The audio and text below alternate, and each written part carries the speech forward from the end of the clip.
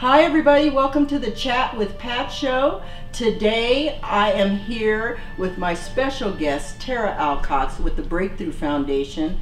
Now, this foundation is probably one of the most needed organizations around because as we see on the news every day, workplace violence, workplace violence, workplace violence.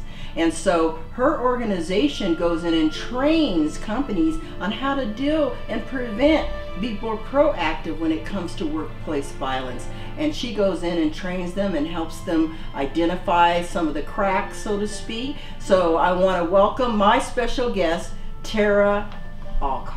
Thank you, Hi, Pat. Tara. I'm so happy to be here with you. Oh, I'm happy to have you here. Such a joy. Thank you. Your spirit is just, your energy just wraps me in. So oh I my love goodness. It. Well, I got to tell you a little secret. You know, I have my coaching, Synergy Coaching. A butterfly is my logo. I love it. Yeah, and I think it's it. because of the transformation and the breakthrough that's what it symbolizes. Mm-hmm. Is that why you picked that for your logo? It is. I love the meaning behind it. I feel like it applies to any form of change in life, whether it's tragedy or heartache or just changing who you are.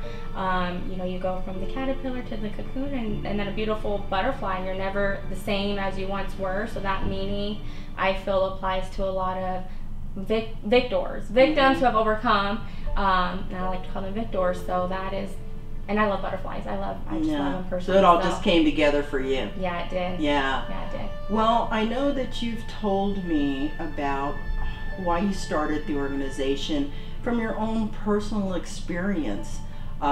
Workplace violence, you and an ex. You know, we never think about it. But I saw something the other day, and it was a storyline where the person was working at some place, and her ex came in and shot her, actually. And the best friend was really concerned because the best friend had been at the house or something a couple of times when he'd come over. And we don't think about that. Yeah. We don't think about they'll come to our job and our coworkers are affected and everything else. But how was it for you? Like, tell me the first why, the situation you're in, and the first instance of your experience with that workplace. Definitely. So I am a survivor of domestic violence. I experienced it first and second hand. I was very young when I got involved with a boy who's a couple years older than me, and I was straight out of high school, had my first job, starting to build my credit, and one of the key factors in him keeping that control and intimidation in our relationship was popping up at my job unannounced. He knew I needed that money. He knew I needed my job. So whenever he felt that I wasn't giving in, or I wasn't saying or acting in a certain way or manner, he would pop up at my job and he would call 1,000 times a day, what felt like, or he would call and harass other employees, and I was constantly living on the edge. So long story short, I ended up leaving that relationship after 3 years. My family did not know the depths of the abuse till many years after. So for me, I bottled up that abuse and trauma, and as a way of self-healing, I decided to volunteer. So I got plugged in with another local volunteer, or excuse me, a local organization out here, which is based on domestic violence awareness. Did it for 3 years. I loved it. It was during that time that I had met a lady who I was trying to help leave her marriage at the time, and she had 2 little girls, and great job, great position, and her biggest fear was also that her husband at the time was going to pop up and cause her to get fired, and just the whole financial worry was constantly following her. So I started researching and trying to figure out there has to be something that can secure her job without ultimately being penalized for her husband's actions, which happens a lot. I feel like in the workplace, because if you have an employee who's a victim, you cannot control what their boyfriend or ex-boyfriend or ex-partner comes and does at the work site. And a lot of times these managers who don't understand domestic violence, understand the different types of abuse, or even why women or men stay, are very stereotypical in their response. And so they think for the betterment of all employees and keeping all other employees safe, the best way to go about it is firing that employee. And in all reality, it's not, because what you're doing is you're sending that person right back into the hands of the abuser. Because the truth of the matter is, Pat, not a lot of people like to go to shelters, especially if you have kids or if you have animals. There's only 1 or 2 shelters here that even accepts animals. So it's not so easy as most people think. And with this lady, I started researching and figuring out what I can do to help her, and lo and behold, I started finding out all these different avenues and statutes and protections in place, and we were able to apply it to her situation and successfully get her out of that situation without losing her job, and she's doing great these days. So that was really the birthing of the Breakthrough Foundation. So yeah, I mean, here you meet this woman and you decide you want to help her, even though you don't realize you're really helping yourself, right? Yeah. Was that what was holding your interest, was the fact that you were like, oh my goodness, I'm finding out stuff that can help me and what I just went through, and and I imagine it went to, how can I educate other people? Exactly. So it did definitely take me back to when I was 18, that 18, 19-year-old girl. But I remember just looking at her, and her fear was so much more greater than mine. She had kids to look after, and she had just purchased a new condo. So these were like real life bills compared to my little cell phone bill, car insurance, and little car note that I had. You know, these are like, she needed medical care, the real world. And so I just remember feeling like I can't let this lady down. I seen myself in her, as well as just that relate, or what's the word I'm looking for? Just that similar fear we shared. So I have a huge family, and I have several family members who are in the hospitality industry. So they work in hotels, different, housekeeping, managers, GMs, operations.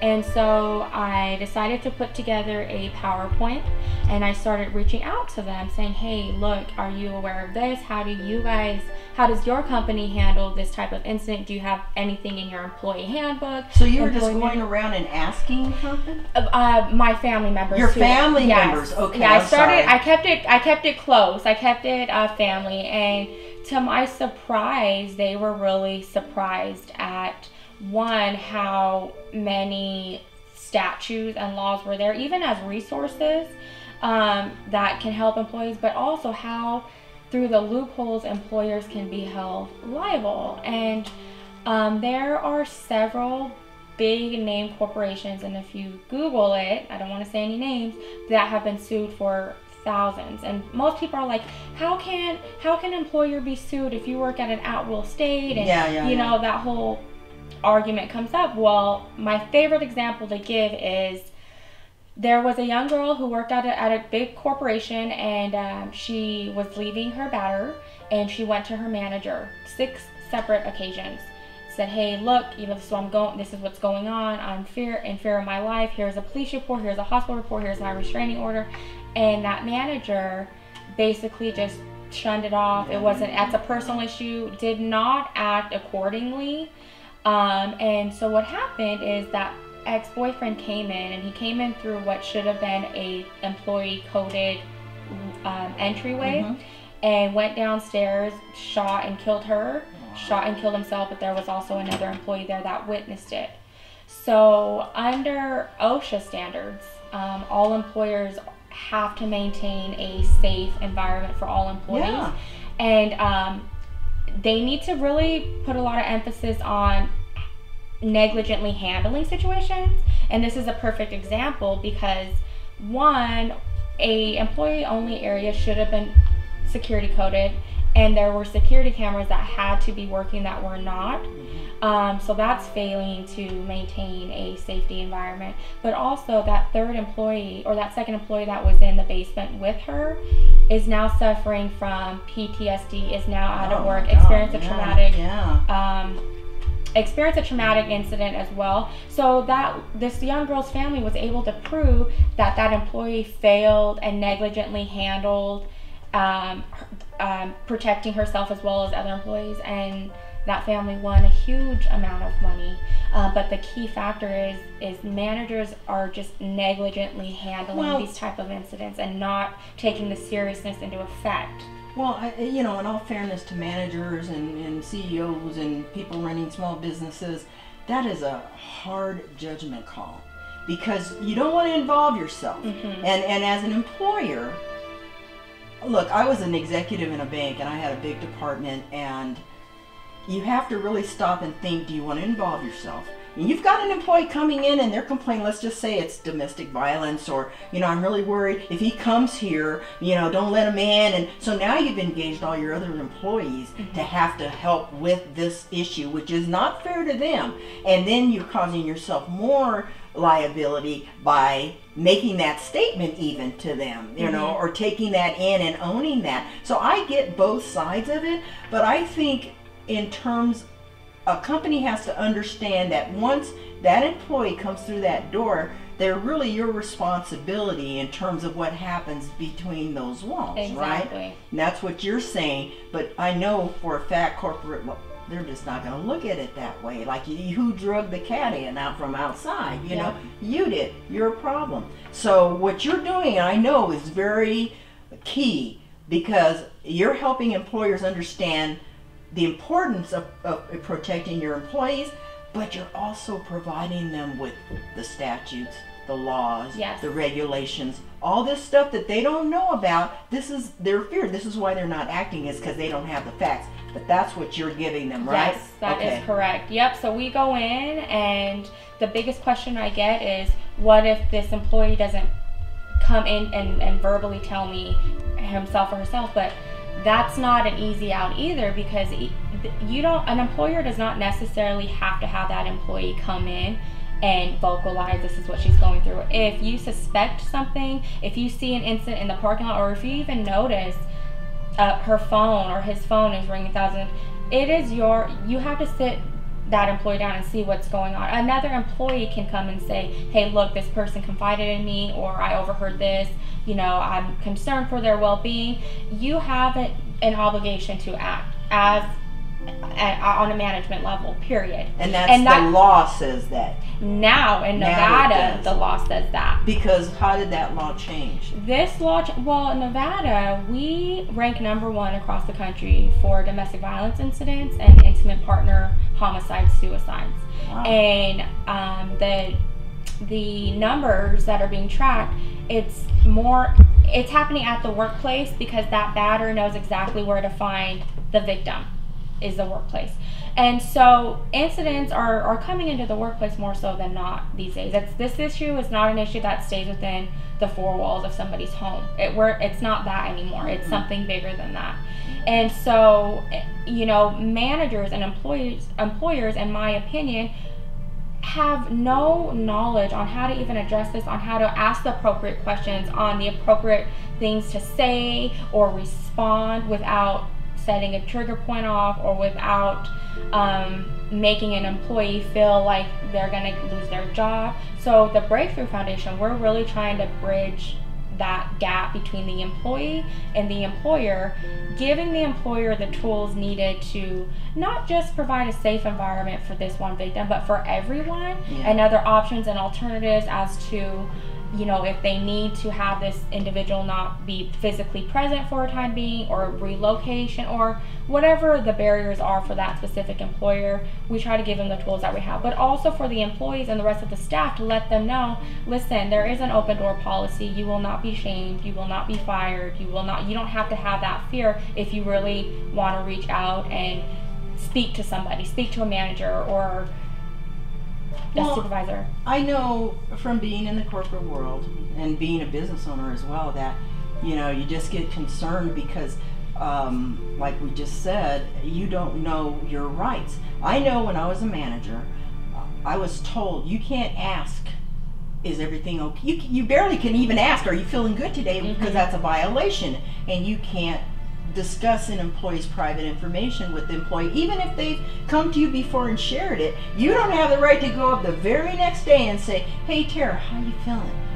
did he do anything last That's night? true. That is an invasion of privacy. So employers are stuck between a rock and a hard place. What am I supposed to do? I want to help you, Tara, but I'm afraid that then you'll turn around, because we are a suit-oriented society, and sue me for coming to you and putting your stuff on blast. Yeah, there is a way to go about it, though, especially on a manager or supervisor level. Your job is to monitor and observe work performance, things of that nature. Are you taking notes? Is that something that's recommended, is to take notes of your observations? Not necessarily, but one of the biggest key indicators with victims are tardiness, not coming to work, just their being at work and not doing their work, things like of that nature. But those can also, it doesn't always point to being a victim of domestic violence, but it does point to a personal issue at home. Yeah. So you take that and you say, look, I notice your numbers are going down, or you're not meeting your quotas, or whatever it is that's established within that employer, and you address it. Then you have the right to say, is everything okay? Because it's affecting their work performance. Yeah. That's really important what you just said. Because I think, like I said, I was an executive manager, and I had a small business, and you just walk on thin ice. You're so worried, and even when you think you really know that person, and you guys are both like great friends and whatever, you go to happy hour, look, you never know. Because what I think we have to remember with domestic violence is there's somebody on the other side who's saying something totally different in their ear, and they're blaming you, and how come your friend, and how come your boss is, nah. So now you've got a whole nother thing that could set off. Exactly. And I think that in this day and age, I hate to say it, but I would be reluctant, because I seen Crazy Bob come in. Bob looked like he will do everybody in. So I don't want to say anything. I don't want Bob at me. I think it's harder too for when it's your neighbor. And you go over there for help, and then crazy person, woman or man or whatever, goes over there, and I mean, it just spreads all over the place. It does, and I think that's why it affects most people with wanting to be a bystander. You are that neighbor downstairs in the apartment above you. You clearly know there's something going on, and they don't want to call the police. They don't want to even offer help, because they don't want it to spread, and their fear that the batterer might find out it was them, and then causing problems to them. And that is such an issue. But part of my presentation is talking about the importance of being a bystander, and there's ways to go about it with being anonymous, and you don't have to put yourself in the middle of it. But I talk about the importance of a paper trail, and when you're a victim, the last thing you want to do is contact authorities. Because you love this person, you want it to stop, but you don't want them to get in trouble for it. Right, yeah. But really, when as a community you know something's going on, that phone call to a police station, you're starting a paper trail for them. There's an event number, there's a report written or a report typed, and a police officer will go to that house or home address, and that will be documented. And even if nothing happens because that couple says we're fine, there's still a paper trail. Yeah. So when that victim is ready to move forward, she may not even know that all these reports were in place, and it helps her in the end. Well, yeah, because if nobody's believing you, I like the fact that you can do that without causing any havoc. Because that way you document it. And even, I guess, like you were saying, even if you're writing down in a journal or doing something so that people have, on the other side of workplaces, when you have a crazy boss or something, and I always tell them, you got to document what's going on each day, date, time, this happened, they spoke to me this way, they tapped me, whatever happened. So documenting is key in so many different areas of life. It is. It really is, and especially in the hospitality industry. The housekeeping department. No, wait, before you said, why is it different in the hospitality? Because I feel like I don't want to say hospitality just in the workplace setting, but specifically in the hospitality, because you have housekeepers and they are cleaning rooms by themselves. And my mother's been a housekeeping manager for many years, and I can't tell you how many times staff has come in and visibly bruised eyes, beat up. There has been housekeepers that have been attacked in the rooms. Yeah, and so her like regional management, they never wanted her to document anything. It was identified as a personal issue. Don't get involved. If she's coming to work, she's doing what she has to do, and that's that. But had my mom documented the 2 or 3 girls that were very battered, one even lost her life, unfortunately. My mom could have made the difference, or the job could have made the difference in trying to relocate her to a different property or move her in something.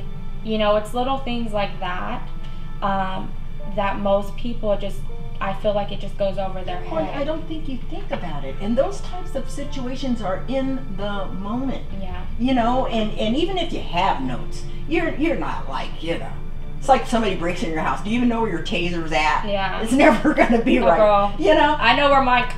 Well, I'm going to be knowing where mine is too. But, you know, I mean, I can see how that's difficult to stay on top of. And because then you have the false things. I mean, good God. Yeah. They just sued the heck out of VA, Virginia Tech, or whatever they call it, because of that false thing the girl did. So you never know. Yeah. It's one of those things where I get both sides. I get the fear of telling, I get the fear of asking. I've been on both sides of the coin, I get it. But yeah, this is exactly what I think employers need to hear, and small business people, because a lot of times you know those people well, and you do know the spouse or the wife or the kids or the crazy, you know, whatever. Yeah. So it makes a difference. Small businesses especially, though, because ownership or management, if you think about it, most of the time it's friends of the family members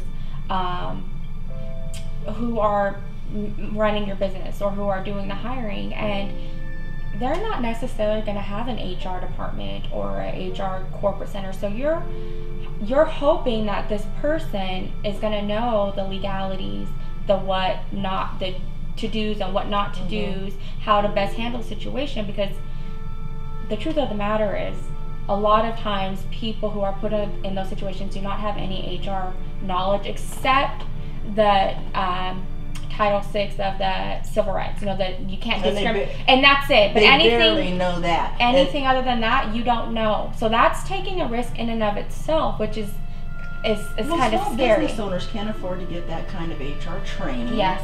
Small business owners believe, because, you know, I'm a project manager, so I understand risk and how to plan for that and everything. And small businesses, they figure risk or taking care of your risk is putting salt down on a snowy day in front of your door.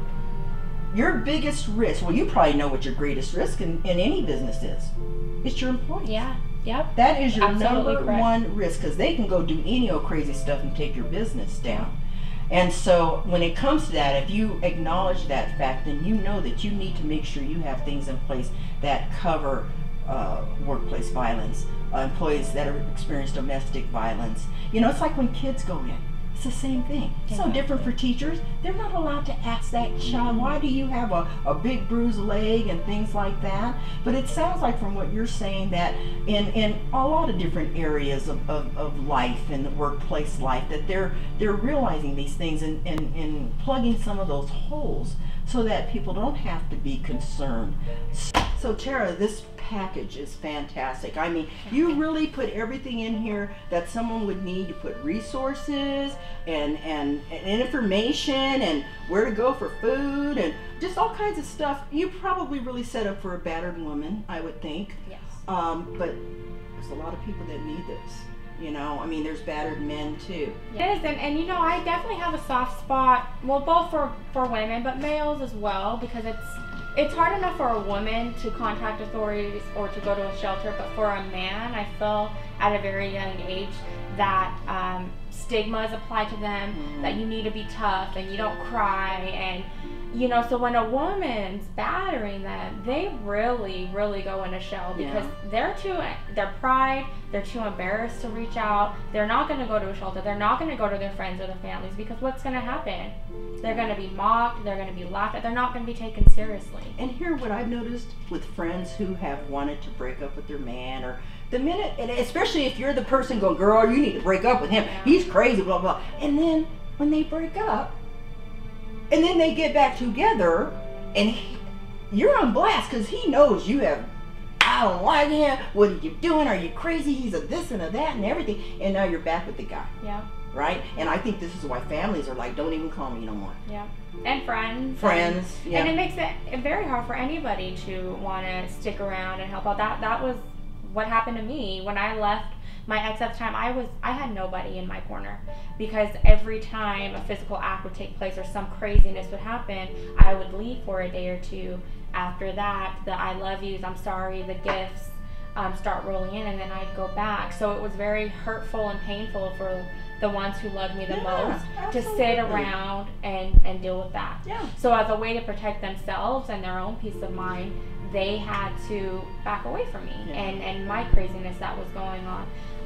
And it's so hard for me, because being an advocate for domestic violence and then trying to be a friend, that thin line, it's very hard for me not to cross, or even a family member, because I myself easily fall into, you know, that's gotta be challenging. It's very hard, because you're seeing it and you know the signs, and I mean, it, like when you know that they're at that point that you've now researched that says this is when you call the police, or this is when you do.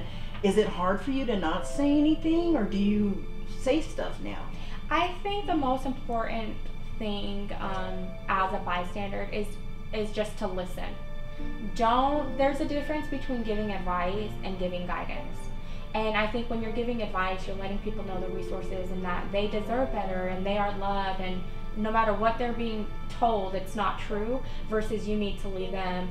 If you're going to be a part of this family, or if this friendship's going to, you know, be kept above water, then you need to do this, this, and this, and that. And in all reality, you're pushing that person even closer to their abuser. Because I went through that. I went through that, and I come from a very close, tight-knit family, and for a long time, broken relationships went on until I finally could understand their position, without having that victim mindset as well. Like and it is such a struggle, and it's so hard. And it's hard to be an advocate and a friend when you love that, you love that person, somebody you grew up with, or a family member, or a sister. You know, you want to say those things naturally, but don't, because it's just putting salt to that wound. Well, that's also very interesting. I think, like I said, I would love you to come on the show every now and then and give us a 5-minute update and let us know what the new things are, both not just in the workplace, but in domestic violence as well. But right now, I want you to tell me, you've been doing all this research. Yes. What one thing just made your eyeballs pop open? And then after that, tell me the top 5 tips for employers that will help them with this. So during my research, the biggest eye-opener for me was that so you have unemployment insurance, right? Usually when somebody gets fired, depending on the circumstances, they might be eligible. But Nevada, and there's, I don't know, 36 other states as well, that the government provides extra funding for victim service purposes only. It's in a separate little pot of gold, and nobody knows about. So if you are a victim, and even as an employee, like, hey, look, you know, I can't work here, this is what's going on, there's some monetary backbone that you can fall back onto, because the truth of the matter is money and finances is a very important role in succeeding, in freeing yourself, and just having a successful escape. You need finances to do that, and if you don't have anybody, you can fall back on that. Or if you do have people and they walked away, you're just by yourself. And what's the name of it again? It's just unemployment insurance. Unemployment insurance. So if I as a victim had to quit my job, under normal unemployment insurance standards, you can't if you quit, But as a victim, you have to provide a police report or a hospital report, and if you have a protection order, it's not a requirement, but if you have a protection order, you can file for unemployment, and you would get a set amount for, I believe the times vary. I cannot believe. Did you guys hear that? That was like my biggest. I'm like, wow, how does nobody knows? But even as an employer, like if it comes down to it, and you just have to separate with the employee, at least you can let them know about this service. Yes. You know what I mean? Until they're able to be in a situation where they're able to work and free of any fear or any harassment or stalking or anything of that nature. Okay, so I want to make sure you got this. So you're a victim of domestic or workplace violence, you're threatened or whatever, and you have to quit your job. You can get unemployment insurance even though you quit. That is unbelievable. And I know people don't know about that. Nobody knows that. That was a good one, girlfriend. Nobody knows about that. It's not. That makes a huge difference in your decision to quit your job. Huge difference. To get away from, oh my goodness, girl. High five on that. That was fantastic. Okay, give me 5 tips. So, just add water tips. Yep, so one of the biggest things is employers, just educate yourself. Take advantage of seminars, I'm lost for words right now. Seminars or workshops. Communication is a big thing. Effective communication is effective leadership in my eyes. So I know domestic violence is a very sensitive subject that nobody wants to talk about, but you have to talk about it in the workplace to let your employees and staff know that it's okay. I think if you are made aware of an incident, go full throttle. This is number 2? This is number 3. First one is educate yourself. Right. Take advantage of seminars, workshops. Number 2 is communication. Right. Don't be scared to talk about it. Don't be embarrassed. Don't be ashamed. Talk about it. Let your staff know what you have in place, what's yet to come to address this issue. Just have that open door policy for sure. Third is when you are made aware of a situation, just go full throttle with security measurements. Have security available or offer relocation of an employee if you can. So in other words, believe them and take it seriously. Yes. Number 4, do not judge them. That is the biggest. That should be number 1. That should be the number 1. Yeah. Do not judge this person. Do not judge them if they come and tell you what's going on and then you find out next week that they're back with their abuser. Just know your position and just don't judge them. And number 5, really yeah, that's a big one. And number 5, I would say, what's number 5? Well, those were 4 good Yeah, ones. those are I mean, 4 if you good want to ones. stop there, Yeah, those are pretty good. ones. Yeah, I Okay. can't. Number 5 would probably be around the same. Yeah. Just educate yourself. Just knowledge is power and know what's going on. And keep your eyes open too, Yeah, because keep I your mean eyes sometimes you can just see there's something funky. You're in a Yeah. restaurant and you could tell those people over there having a fight or something happened or they're crying. I mean, if you notice stuff like that, I mean, when I had employees, I would just notice, like they come in. I think I drive my son crazy. Girl, I'd be like, "Are you okay? How come you look like that? What's going on? Are you?" And I don't know. I'm a mom, so I'm going to ask questions, but it's just different when you're there. You feel like you just can't go there, even if this person worked for you for 25 years, and you probably feel like you're their mother. Just can't do it. Yeah. Don't do the motherly. Not in this day and age. Remember the good old? No, you don't, because you're only 25, girl. I'm like 3 times your age. Girl, you are amazing. Thank you so much. But I do want to end on a really, really good note. Please do. Because Nevada constantly ranks number 1 in the nation for domestic violence.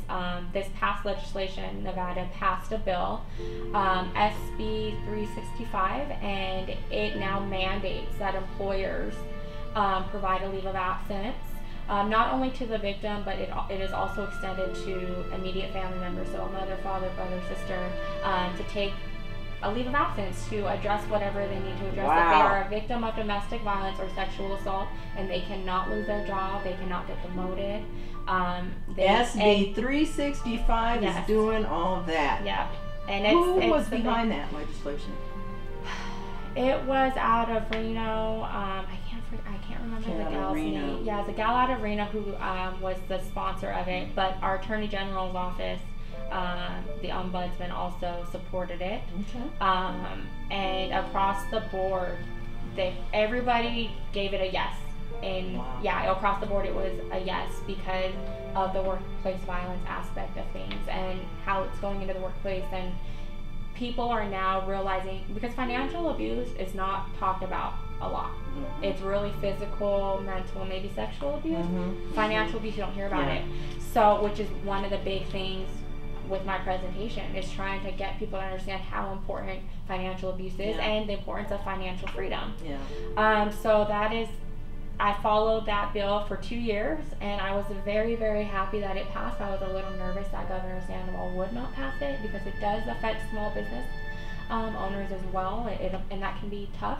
But it passed, and everybody get educated on that bill. SB 365. Yes. Very important. Yeah. Boy, I tell you, girl, you are dropping some knowledge up in here. Yeah. I mean, good for you for all Thank you. you're doing. Tara Alcox, the Breakthrough Foundation, 25, and making this huge of a difference. I mean, this is just unbelievable. I can't wait to hear. I know we're going to hear from you. You're going to be doing even bigger things. This is a year in, and already she's affected change, mindsets, got a foundation going on. 501c3 foundation. 501c3 baby. So if you donate, you know, you got the write-off. I know that's not the important part, but when you're a bigger company or whatever and you need to do that, but this is just amazing. And again, like I say, a young person like you, unfortunately you had to go through some things to discover your strength. This is your strength, this is your passion, and you're making it happen. Thank you. And I mean, I'm loving the banner. You know, a lot of people don't realize, I think you're a lot like me. I first have to get that logo and that feel down. Then I'm like, okay, now I'll build around that. Yeah. Right? Yes. Okay. Yes, ma'am. Well, Tara, thank you so much for your Thank you. time and allowing us to come into your space and everything. And I know I'll be talking with you again, and always call me and let me know if something big has happened. I'm not NBC, but I'll shoot it and break it as soon as I can. And October is Domestic Violence Awareness Month. Okay. So are you doing anything special? I'm going to be doing a library presentation, open to the public. But other than that, just... Okay, well, keep me informed, and I can post that in on the show when it happens, because, I mean, yeah, I would definitely want to fill that room with as many people as you can. But keep up the good work. I'm not going to act like I'm going to never see you again, like some people I shoot. Because we're going to go and we're going to do some talking and everything else. But everybody, thank you so much for watching this very important episode of Chat with Pat show. And I will see you on the next Chat with Pat. Thank you very much, and thank you again, Tara.